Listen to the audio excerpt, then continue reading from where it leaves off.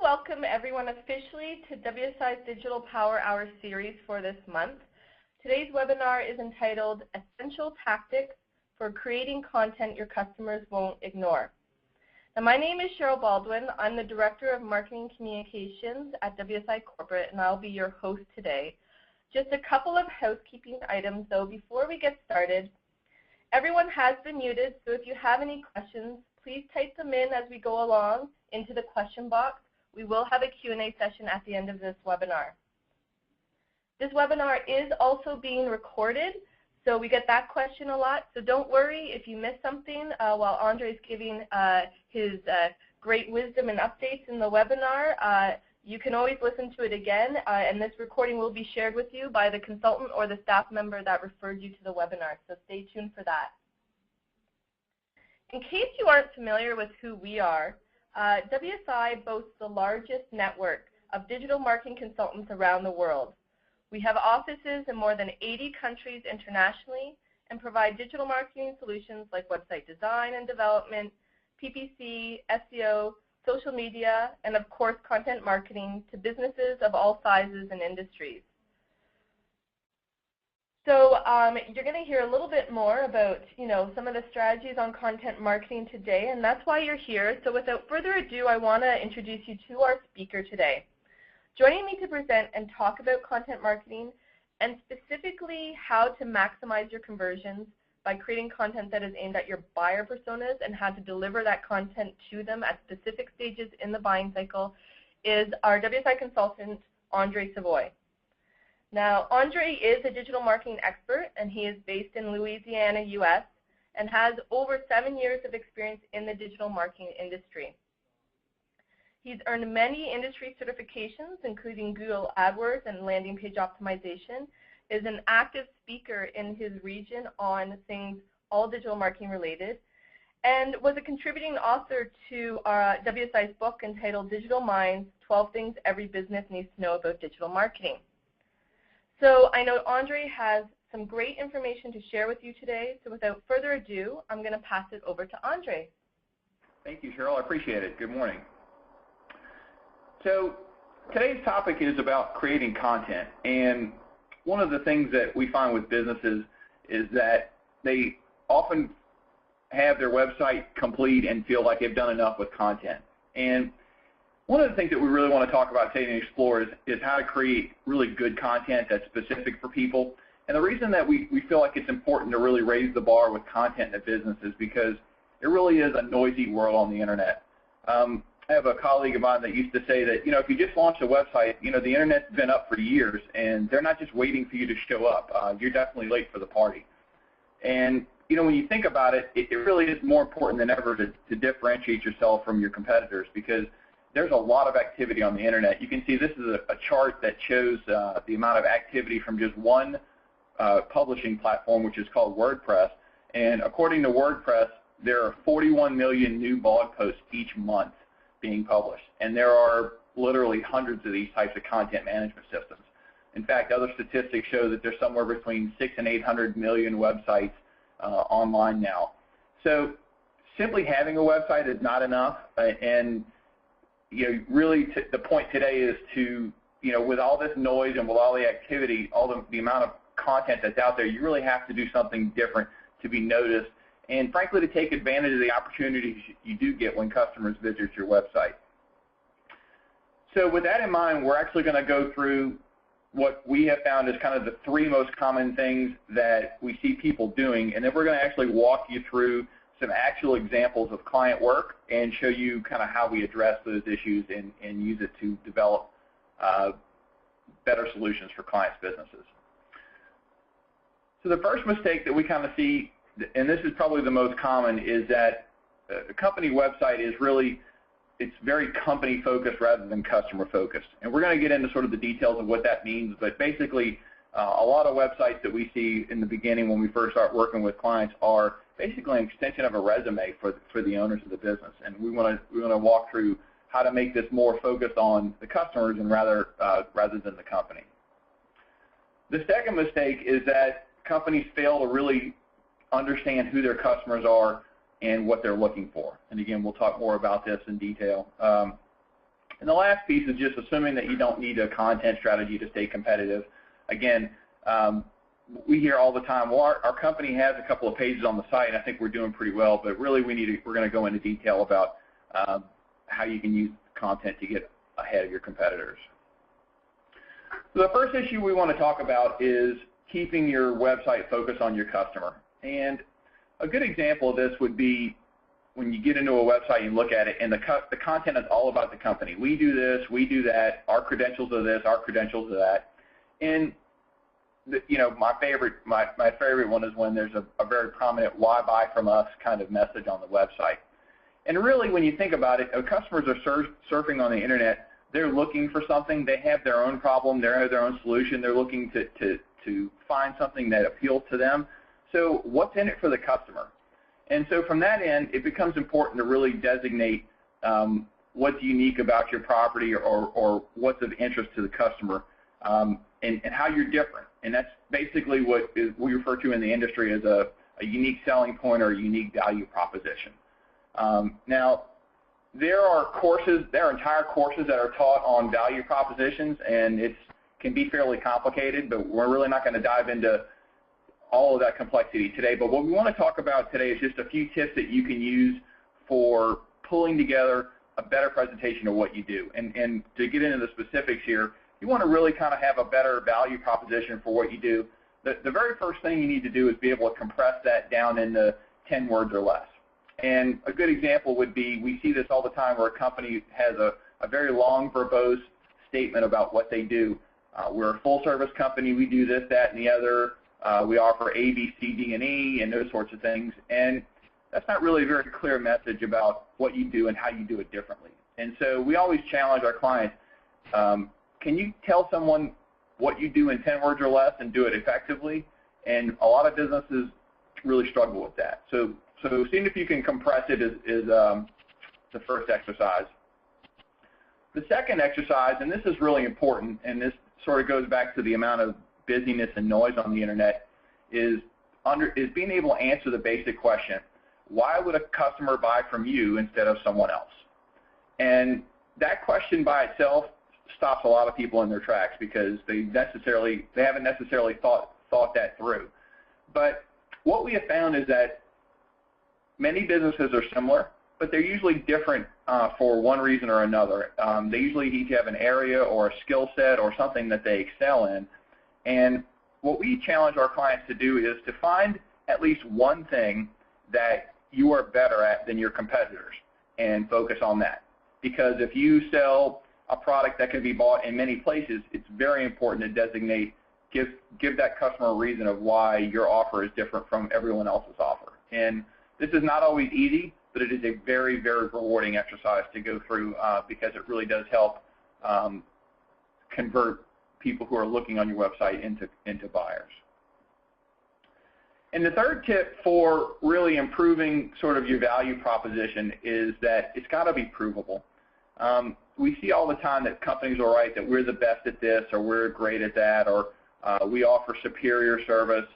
And really those sorts of words most people know are fluff words. They don't mean anything. And so we usually challenge businesses to put together what they can prove in a value proposition rather than worrying about fluff.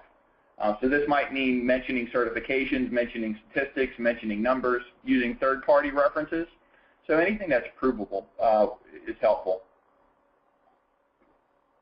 And basically these three tips, if you keep these three things in mind and work on the value proposition, this is really kind of the first step to making your content great. Because if you can incorporate these three elements, instead of having very generic website content that looks the same as content on everyone else's website and gets lost in the noise, you wind up having content that's very specific and unique. And so this is why we kind of go through this as the first step to breaking through sort of the noise of the internet. So we'll go through just a couple of examples real quick of an effective value proposition. So this is straight from a course on landing page optimization taught by Marketing Sherpa, and this is a case study that they showed for a company that provides website hosting. And as you know, website hosting seems on the surface to be a very similar service. Most of the services are offered the same from company to company. So they actually had a very difficult time creating a unique selling proposition. that would differentiate them from their competitors. So their original selling proposition on their website was, we provide reliable services. And that's a very typical example of something that we see. But after working on this for quite some time, they came up with a more specific value proposition here. As you can see, it's much more concrete and specific as to what they offer. So a 99% uptime guarantee is a much more specific offering than reliable services. And what they found is that just making this one change and working on their value proposition led to an increase in business because they differentiated themselves from all the other hosting companies that they were competing against. And also, just so that you know, we practice what we preach here at WSI.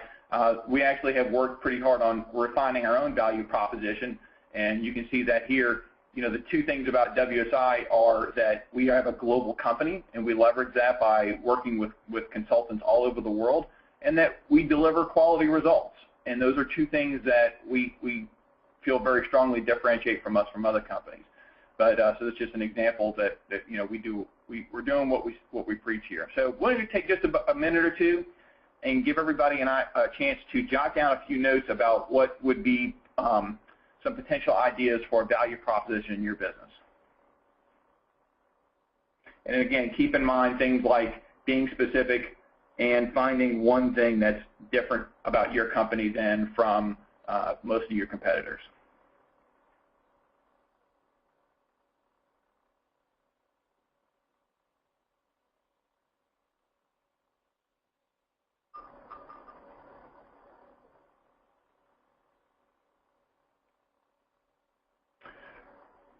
All right, and if you want to work further on this, at the end of the presentation, we're going to have some slides that will give you some action items, and you can also get a copy of this presentation that will you know, give you all these screenshots to come back to. So the second step in the process of developing really good content is understanding who your customers are and what they want. And this is another one of those what seems like a key business principle that I find that a lot of businesses really don't do a good job of.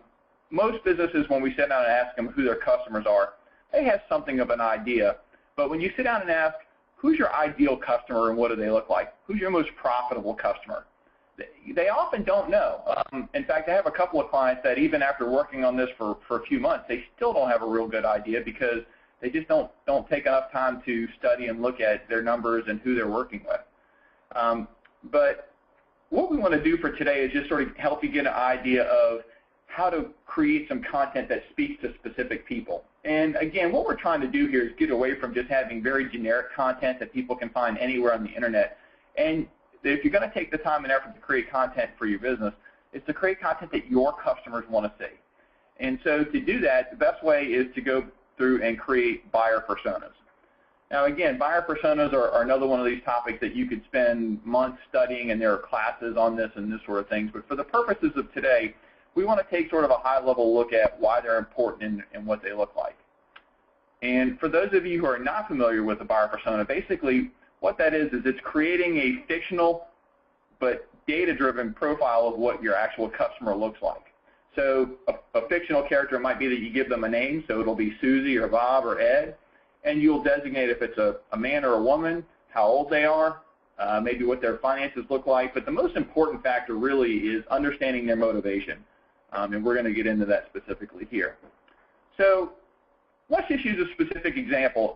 Here at WSI, we work with a lot of clients in the pest control industry, and we're going to pick on them today just because this is a very common thing that we run into with the pest control industry. You know, pest control companies offer all kinds of services. They work with residences, they work with businesses, they work with government organizations. They treat roaches, termites, rats, basically anything that crawls or flies that they go after. And most of the time when we start with clients that work in this business, they have a simple website to home, about us, our services, or it might even, if you get a good one, they might even have 2 pages, a page on pest control and a page on termite control. So not a lot of content when we start with these clients. But as we dig into kind of who they work with, you know, we find that there are oftentimes some similarities in who their clientele are. So 2 examples of ones that we work with are would be, let's say her name is Kathy.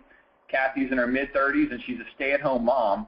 And so one of the most things that's important to her is maintaining a safe household for her kids. And, you know, she doesn't like bugs in the house.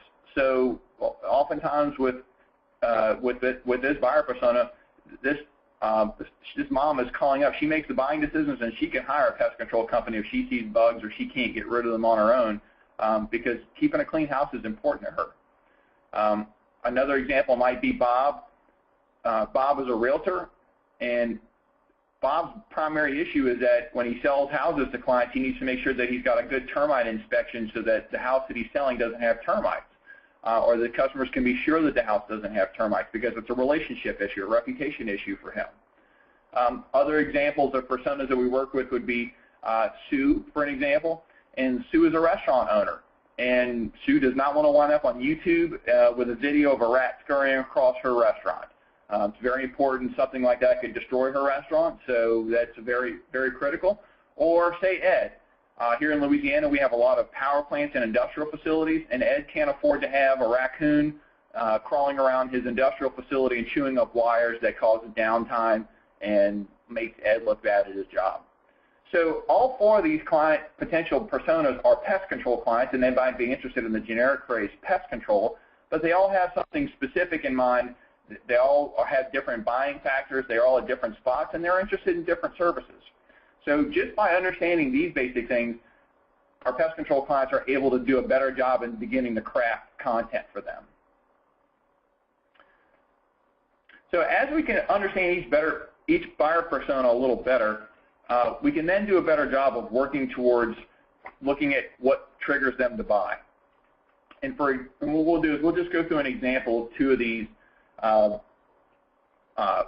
the purposes of today. So in Kathy's case, we talked about it a little bit with Kathy and Bob in a little bit of detail. But Kathy's case is that she has concern about the safety of her family.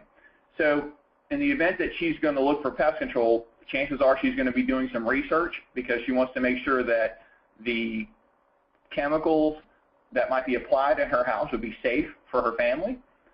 She's also probably concerned about the people who are coming into her house. Doesn't necessarily want to have people that are coming in there with a shady background or that haven't been tested or drug tested or whatnot. So she's a little more cautious, but she's very concerned about those sorts of things. So research is important for her. Bob, on the other hand, is not quite as research-oriented, but Bob is relationship-oriented because as a realtor, he can't afford to have a house that has termites and the customers get mad at him later and he gets a bad reputation. Bob also, we found, likes to work with a couple of different companies where he knows he gets good service and he's sort of a preferred customer because he brings customers in on a regular basis. Again, two different clients and two different types of sort of triggers. And in Bob's case, what usually would trigger him to call in for a termite service would be when he gets a new listing and he needs to have the house inspected. So now that we have a better idea of what we do differently and what kind of customers we have, we can then begin pulling these pieces together to really kind of build out a content marketing strategy for our business. So let's go through the whole exercise with Bob and Kathy just to sort of wrap the point up. So the first question is, just to follow our own outline here, is kind of developing a USP that's relevant for Bob and for Kathy. And in this case, we have an actual example from a client that we work with, and this is a straight from their website. They make a really big deal out of defining, what's safe service for them. So you can see here, technically advanced methods available, pest-free environment without reliance on pesticides, peace of mind for your family, pets, and plants. Those are all big, big specific things that Kathy's persona is concerned about before she chooses a pest control company. I can tell you they've also created verbiage on their website that specifically deals with their employees. Employees are drug screened, trained, this, that, and the other to make sure that the people that come into your house are certified and been checked out. Again, very, very important for this buyer persona to get her to initiate a call. For the realtors and the business clients and those sorts of things, for Bob's persona, you'll see some very specific language on their website as well about exactly what their guarantee is. So they offer several guarantees, but basically they offer a money-back guarantee if you're not 100% satisfied, and they get it in writing. So for this sort of thing is very important to Bob to be able to hand to his clients to say, here's your termite contract, and there's a guaranteed a satisfaction guarantee that if for whatever reason 2 months from now it looks like we missed something, it's taken care of without any additional cost to you. This is a very big differentiator for them among other pest providers, and they do a good job of promoting it. So now that we've kind of done a good job of identifying what's specific for them, we can actually go through and look at, well, what are some targeted offers that might be specific to Kathy or to Bob? And again, we'll kind of take a look through that. In Kathy's case, she's interested in doing some research, so she might be interested in a free download, something like ways to keep your family safe with pest control, or another big area of interest would be green pest control. Is there such thing as environmentally friendly and how it works? And a good call to action for Kathy might be a free home inspection. Have someone come to your home for free at no charge and inspect for bugs to see if you have a problem. In Bob's case, he might be specifically interested on some content that he can actually share with his home buyers. Something like 5 signs your home may have termites is a great piece of content for someone like Bob that would be interested in looking at whether or not you can have termites in the house, and that would be of interest to someone either buying or selling. And of course, a free termite inspection is always of interest to Bob because he can have someone come out and look at the house. So, and please understand, we're going into specifics in the pest control thing here just as an example, because some of these concepts are somewhat abstract in talking about building an offer or creating specific content. And the point of this is not to spend a lot of time trying to educate you on what happens in the pest control industry, as much as just simply to walk through the actual process of how to do this and show you some actual examples. We could easily substitute this out with any clients in many different industries, but what's most important is that you go through this exercise in your business. So please don't get hung up on some of the terminology and whatnot, because what we're doing here is just trying to show some examples of how this is executed in a business, so that you can take and apply these same principles into your business. So the next 2 steps on the process is, now that we have an idea of defining your unique selling proposition and building some targeted offers for those clients, you could then begin the process of brainstorming what would be interesting content for them. And this is really the fun part of it, because you can sit down with a piece of paper and jot out, and when we've done this, we've come up with 20, 30, 40 ideas of content that are interest of only to a specific type. We have a lot of fun with this with our family law clients. The attorneys sit down and say, well, we work with men and women going through divorces. Well, there is no limit to the number of topics that you can pull from for people who might be looking for a divorce attorney. Everything from child support to alimony and there in between. If you're in manufacturing or if you sell electronics equipment, the same process applies. It's a lot of fun once you identify kind of who your customers are to sit down and kind of create ideas about content you could create. And that brings you to the final stage, once you have your ideas sort of in a cloud, is to actually sit down and look at defining how you're going to execute those. And again, just in this case, to show you some examples, content that might be specific would be, the first thing we usually recommend is website content. If you're in a situation where you have a home about us services, we really recommend that the first place that you start is to look at your services and consider building out individual pages for each of your services. So in a pest control setting, that might mean building out pages for roach control and ant control and wasps and bees and mosquitoes and rats and rodents, and building out individual content pages for that. If you're an attorney, that might mean not just having a family law page. Maybe you have a page on divorce and child custody and visitation and alimony and property settlements and all those sorts of things. So look hard at your services and make sure that, number one, your website has enough website content from the pages.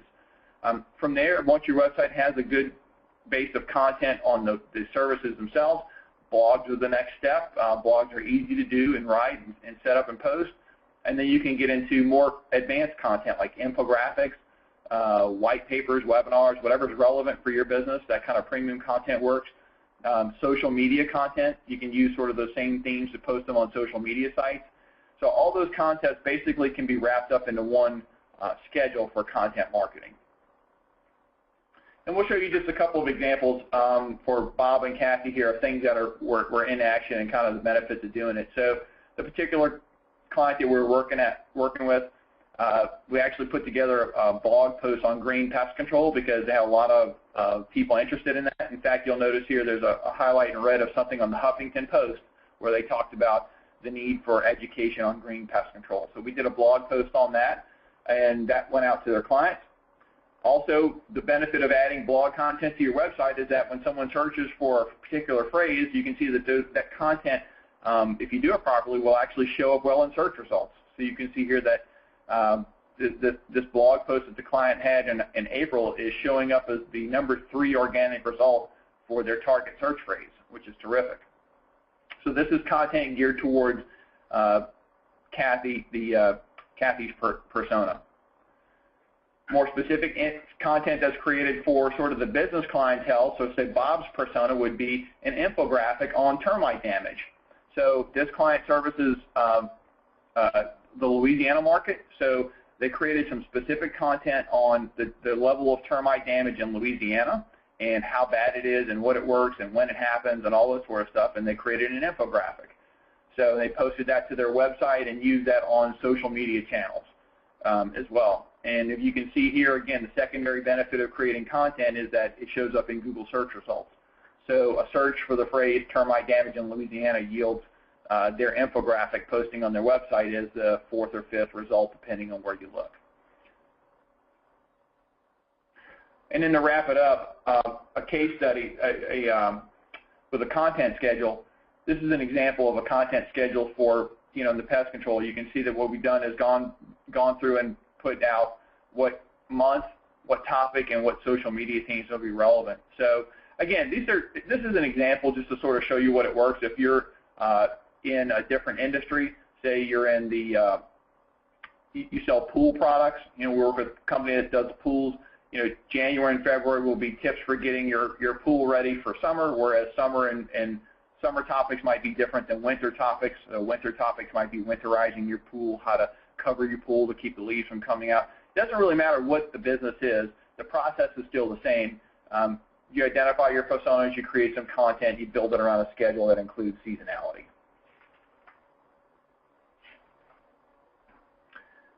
So just in terms of action items, here's a to-do list. The first thing on the list would be to come back and really spend some time identifying your unique selling proposition. There is some great material at Marketing Sherpa about this. They are sort of the industry leaders in this type of training on USP. I can tell you that it's a very, very good exercise to go through for your business if you've never done so. If nothing else, it helps you focus your message and identify those one or two things that you are good at that your competitors are not good at. And if you get nothing else out of this exercise, if you can learn to identify the one or two things that you're good at and specifically how you deliver those things to your client, you will do a much better job with creating and crafting your content, your overall digital marketing message, because you will not sound like everybody else. The second step is to sit down and create 3 to 5 personas of a typical client in your business. We don't advocate getting super detailed with this. We've seen examples of buyer personas that were a 2 or 3 page document that included all these specifics. For the purposes of creating content, we don't necessarily go into that much detail, but it's important to at least identify the major issues, which are who are they, and what are their primary motivators. Because if you can tap into their motivators and really match your USP to their motivators, that's when you really get a lot of lift from your digital marketing efforts. And that is a really, really key step in the process. The third step, once you've identified those, is to sit down and really determine what types of offers are specific for each person. So the same offer is not relevant for everybody. If you're shopping for electronics, getting $20 off of a particular thing may or may not be a motivating factor to you. But if you're shopping for iPads and you're interested in maybe a free accessory that goes with it, that might be a motivating factor, but you would need to know who that specific type of persona is that's buying those things. Again, we went through examples in the pest control industry of specific offers that do work, but your challenge is that in your industry to look and identify what those are for each buyer persona. The fourth step is to develop a list of content ideas which are relevant to each one. And again, out of the 4 steps, this is without question the most fun, just because you really get to let your creative juices start to flow. And we find that most business owners and managers are actually quite creative when you sit them down and they get a chance to do this exercise and really think about what kind of content is of interest to a particular business owner. So this is a lot of fun to do, and there's no shortage of information where you can pull from to develop these things. And the final piece is to wrap it up into a content schedule. And I can tell you that over the time that we've done this sort of training and worked with clients, that failing to put these 4 items into a content schedule is really where most businesses fall short. In fact, I met with some clients 2 days ago, and he told me that they had actually done some of these steps, but he says, we come in on Monday and we get pretty busy, and then we forget what we were supposed to be writing, and Friday rolls around and I'm mad about it again because I forgot to do it. And that's really pretty typical of what we see, because the fact is the client I talked to, he's they're running a sales organization. They need to get sales in. They have closings and customers to take care of, and he's busy. He's already busy. So adding content into his schedule is not easy. So I sort of challenge my clients that treat your content schedule like you would an exercise schedule or time with your husband or wife or your kids or your spiritual time, if that's what's important to you. But actually writing it out, having a schedule for it, and putting it on paper is critical for getting it done, because otherwise everybody is busy and this just becomes one more thing that just doesn't get done on the list. So, so I can't overemphasize enough the importance of creating a schedule for when that'll get done and how it will get done, whether or not you're going to write it in-house, assign it to a team member, or maybe find an outsourced partner, a logo writer, or an internet consultant or somebody to help create that content delivered on a regular basis. But I can tell you that these 5 steps are critical. We do these on just about every project we work with to one extent or the other, and they work. Following these 5 steps will help you create content that does get noticed by your clients, it gets noticed by search engines, and it absolutely will separate you from other competitors that do the same thing in your field. So with that, Cheryl, that wraps up the actual slides. We can go ahead and open now for questions. Yeah, great. Thanks, Andre. So if you guys have any questions, make sure you put them in. We have some great time to answer them. We do have some in here already. And one of them is right around, the creating of the buyer persona. So you mentioned, doing 3 to 5 or starting out with that. Can you maybe just talk a little bit about maybe some of the data or the information they could look at to understand which personas they should actually be creating for? Sure. Well, there's a couple of ways to do it, and really it varies wildly based on the business. For instance, we talked a lot about pest control a lot. In their business, they look at things like the amount of revenue per client. So, a particular type of client might sign for a monthly contract versus an annual contract, and they look at how long a client stays on the books. So a typical client for the service A stays with them 2, 3, 4 years. Service B might be a one-time transient thing. And so revenue by client is maybe, I would say, the most important one to look at, just because if you're going to create additional content, I would suggest maybe not doing it for clients that aren't profitable for you. And I'll give you an example.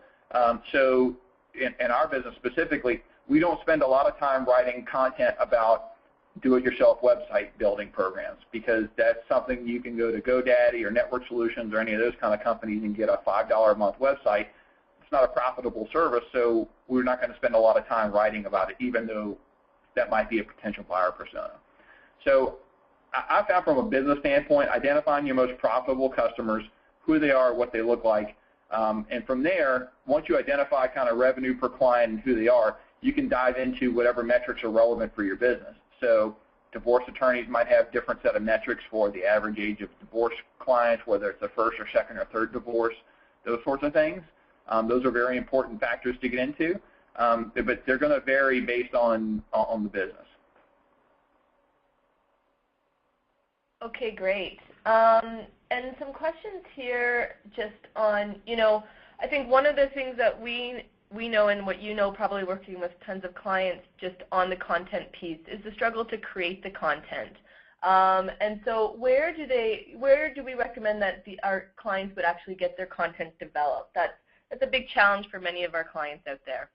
Yeah, you know, it's a challenge for everybody because, frankly, everybody's business, and I don't know anybody in my sphere that was hired just to write for their company. So it's definitely an issue. And you know, the other problem is that it's not necessarily everybody's skill set. We talk to a lot of clients that they're very articulate. They do a great job of expressing what they do, but they just, you know, the writing piece of it is just difficult. So a couple of things. There are great open marketplaces like Elance where you can go and post a job and get back literally tens, if not hundreds, of proposals for writing services. Downfalls of those sorts of services are that, you know, it may take some training to get a particular writer familiar with your business. The vendor may or may not give you the quality of writing that you're expecting, and so forth. So going to an open source type of place like that is an option. Another option is to look at the local talent pool in your market. We have clients that find college age or maybe part-time, like you know, moms maybe looking to do some part-time writing to supplement their income in your local market, and they go to places like Craigslist or just their personal referral network and look for writing gigs locally and find people that they can develop a relationship with and educate about their business a little bit. But you know, again, that has risk factors involved. You know, maybe somebody doesn't deliver the level of content you want, or you know, maybe they move on to other things. Early on in our business, we had found a really great writer on Craigslist, and she got married, and her new husband is in a different market in a different town, and she moved away, and we had to go find somebody else. So those are two, and then you know, working with companies like WSI, you know, a lot of your local offices actually have the ability of we actually have in-house writers that work for us now that are trained in how to create really web-specific content, blog posts, premium content, those sorts of things. Because you know, agencies are a good source for getting content because we know what it should look like when it goes on the web, and we do enough of it to where we can actually get good at delivering it. So to be honest with you, the majority of our clients, having tried A and B that we mentioned, wind up coming to us directly to have that done because they just don't have the time or the bandwidth to manage that process. Great. That's kind of sparked some questions just around content, and specifically I have a couple questions here around the use of third-party content. You know, one question specifically, you know, are you able to use content from another website, or how you can properly use someone else's content in your content marketing initiatives? Can you maybe speak a little bit to that, Andre?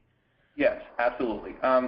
Using other people's content is great, and frankly, it's a very high form of flattery because the whole reason they created that content in the first place is they were hoping someone would notice and say it was nice and share it. So sharing someone else's content on the internet is considered a flattery, and it's definitely not frowned upon as long as you give attribution, as we call it, as long as you attribute or provide the author of the original content. So for an example, let's say that I took an article off of CNN.com that I really liked, and it's to the specific page on the site. Well, it's no problem for me to repost that article on my website or my social account, but I need to make sure that I note somewhere in the article, this article originally published by Jack Smith of CNN, click here to see the original article, and offer a link back to their site. If you do it in that fashion, you will never be frowned at or fussed at for using someone else's content.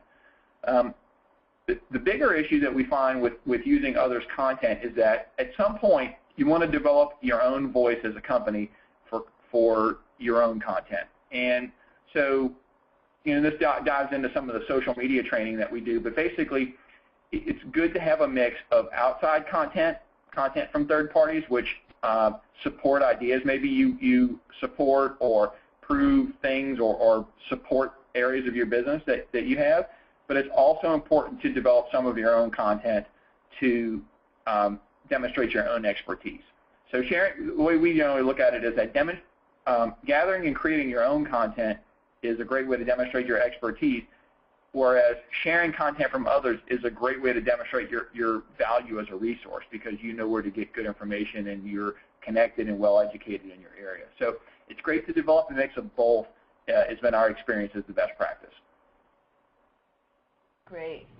Some questions just on the content and posting it on your website, and specifically, you know, is it better to be adding pages to your site or posts to your blog when you're adding additional content to your site?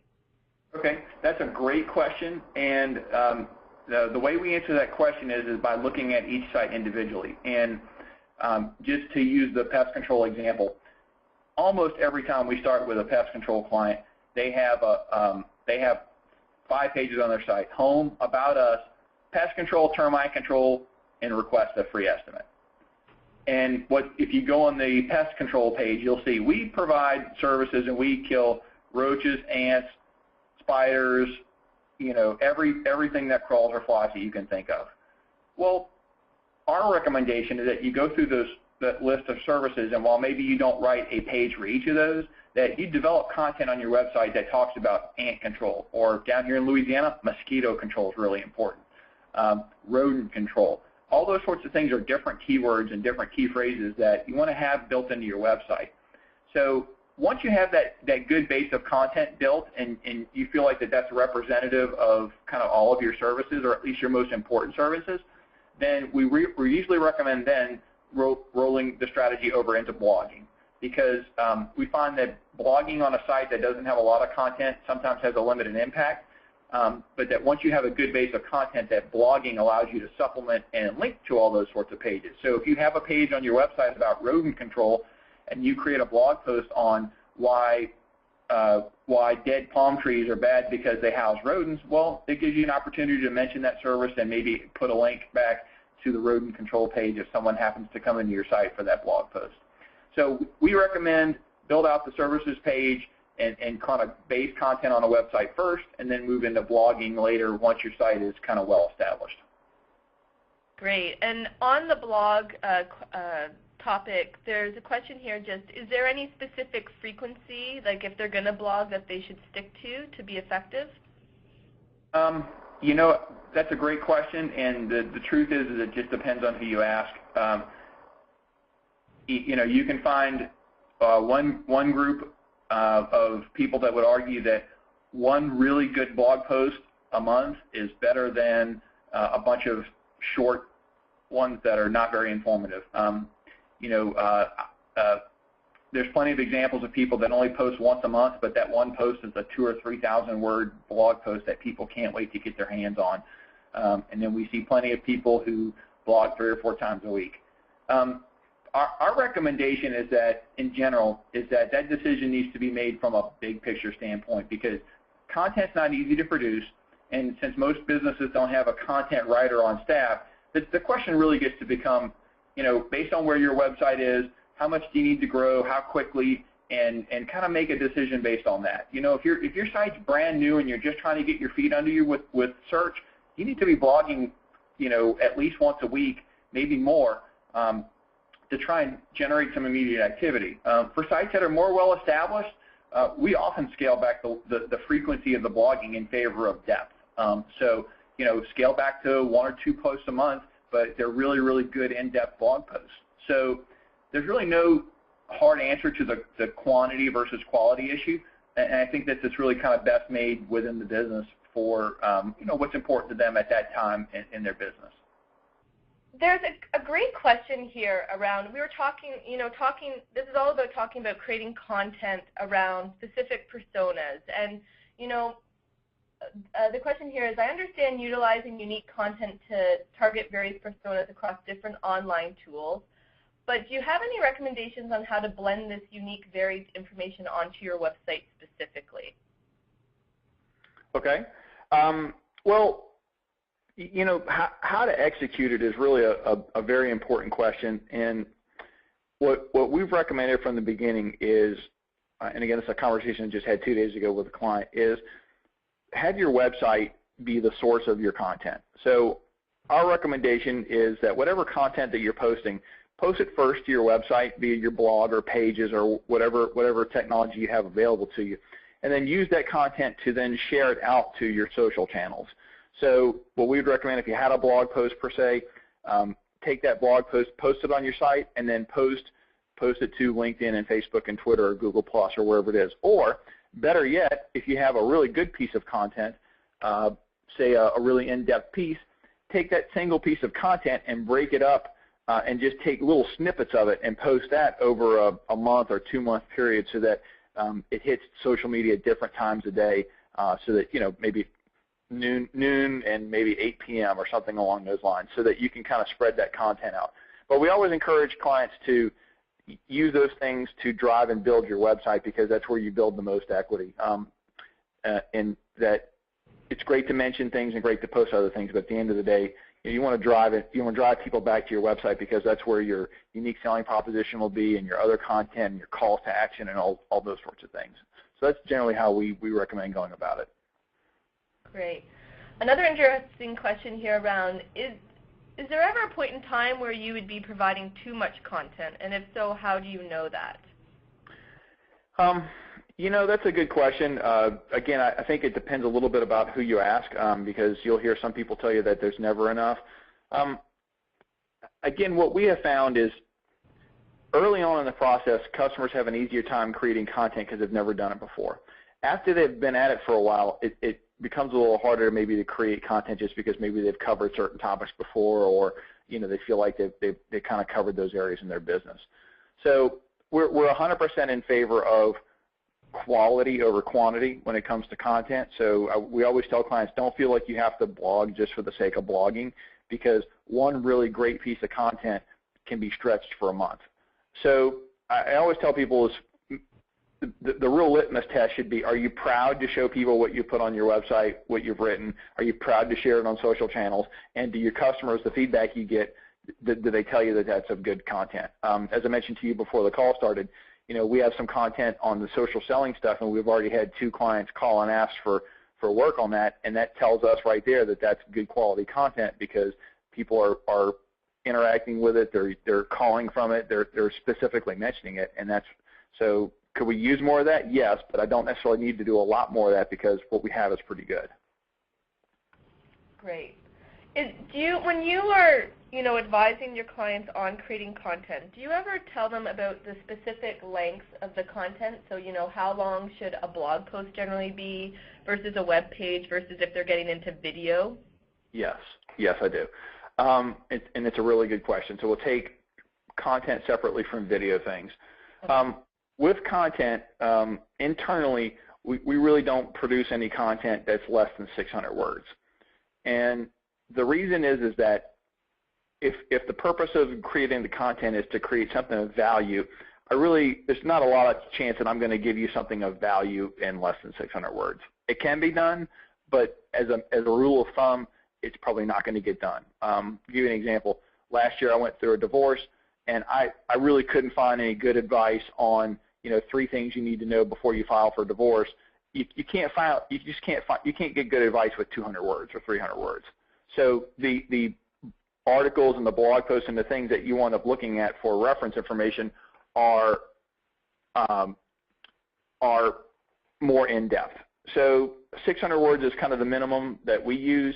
It certainly doesn't mean you have to do that much, but we find that anything below that, it's difficult to cover a topic in depth.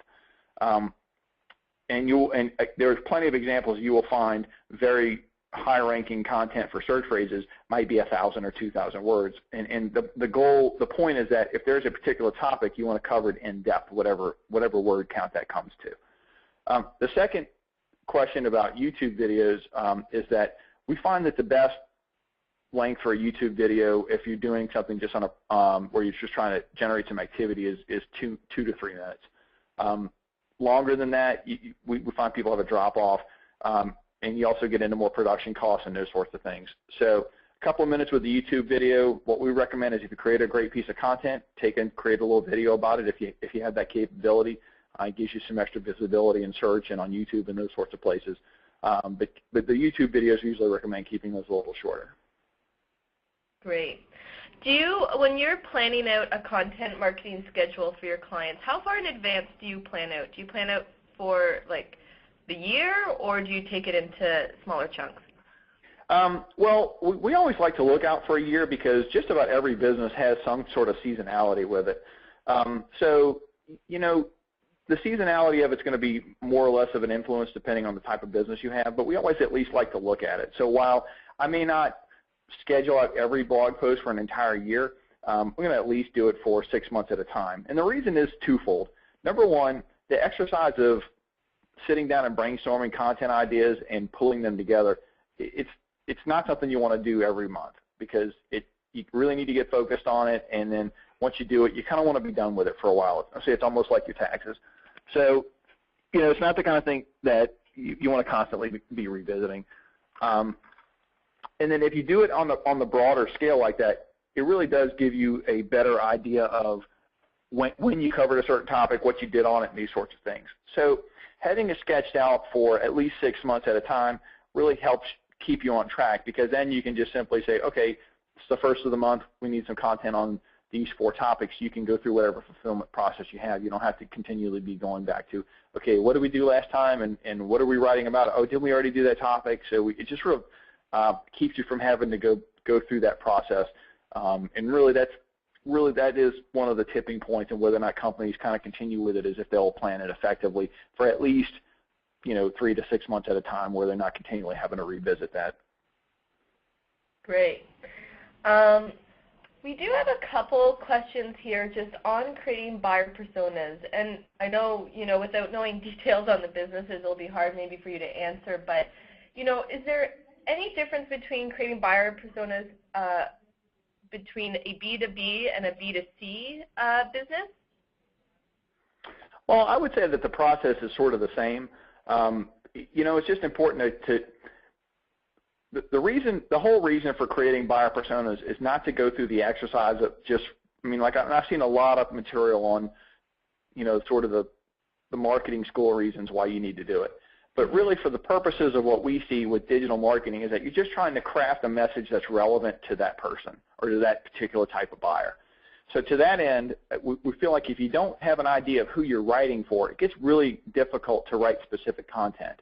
So while using the divorce lawyer as an example, it's pretty straightforward if they can identify sort of, you know, a couple of personas there. But in the B2B realm, you know, we need to know exactly who we're speaking to. Is it a client in this industry, that industry, this market, that market? Do they have specific issues? I mean, you know, so every B2B client's usually got a very specific niche thing that they can really dive into to find content that's relevant to people in that industry or that sector. So, you know, again, that's why we don't tell people to get too hung up on creating super formal buyer personas, but just simply understanding who they are and what their motivational triggers are. If you can just get that part done, that will help in your content strategies, you know, without it becoming a kind of a giant project in and of itself. Great. And you had mentioned that, you know, one of the key things you look at when you're looking at who to create your personas around, you talked about revenue. What if you work in an industry like psychological services or healthcare services, which may be a little bit less driven by revenue? What would you recommend they concentrate on there? Yeah, I can see where you could say that, you know, maybe the revenue is consistent, but, you know, in that business, I'm certain that every business we sit down with, regardless of what they are, they have what they would refer to as sort of, I'd say, typical clients or clients they most often see. So in psychological services, it might be, you know, parents of troubled kids, you know, troubled teens. It might be adults going through divorce, needing divorce care. It might be, you know, people dealing with dependency issues. So I think basically identifying who those types of personas are would be the same type of step. And I think that while, you know, you might have you know, a particular type of clientele that you see very rarely, maybe I wouldn't worry about creating content for a rare type of client, but maybe the ones that you see more frequently. So the types of clients you see more often, even though you can't necessarily say, well, this is a better revenue client. If I see four people going through divorces versus one soldier coming back from overseas suffering from post-traumatic stress disorder, maybe you focus your efforts more on that type of client that you see more frequently, and develop that persona a little better than the one that you don't see as often. Great. And just one last question before we wrap up, because we did talk about, blogging and the content and using that. We have a question here that is, why is it important to have a blog if I have a website, a Facebook page, Instagram, Pinterest, and Twitter accounts? When do you make that call that a blog's right? Well, really, all of those different. Let me start by saying first, it's very difficult to generalize this to say this works for everybody's business, because, some businesses are very visual, and the type of business they have might be much better suited for those sorts of platforms, might have a really big impact. And maybe if they put a blog on their site, they wouldn't necessarily see, the impact that somebody else does. So let me just first start by saying, generalizing is difficult. But as a rule, what we find is that different types of content play well on different types of channels. So the types of content that play well on the social accounts that you mentioned are maybe different than some of the content that might go on a blog. And really one of the secondary issues with blogging that we find is a really big deal is, blogging benefits you on search engine optimization. We showed an example in the presentation here where blog posts are showing up in search results for particular phrases.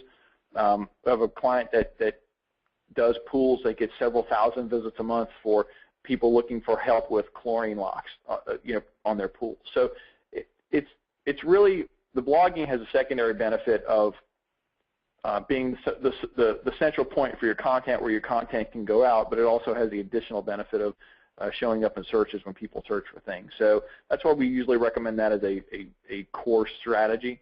But those other things that you mentioned, those are also great strategies and can be kind of implemented separately or in orchestration with the blog. You don't necessarily have to do both. But again, it just depends on the business. Great. So that's going to conclude our Q&A session for today. I want to respect everyone's time and make sure we finish on the hour.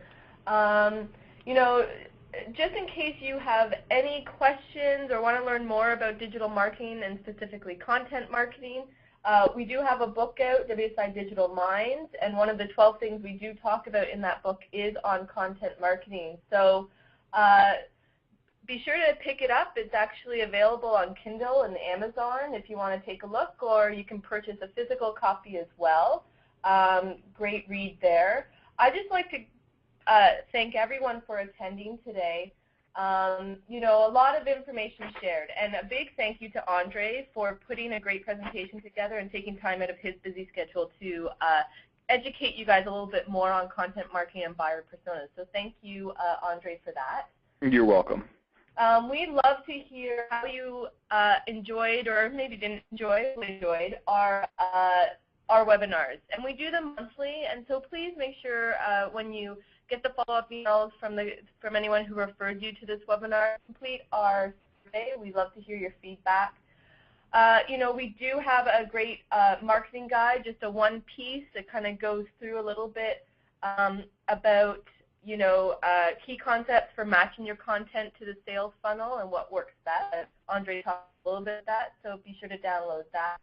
And we've also put an infographic together just around buyer personas and some of the things you need to consider. So again, if we didn't get your questions, apologize, but your WSI consultant can definitely answer any questions you may have that arise after the webinar.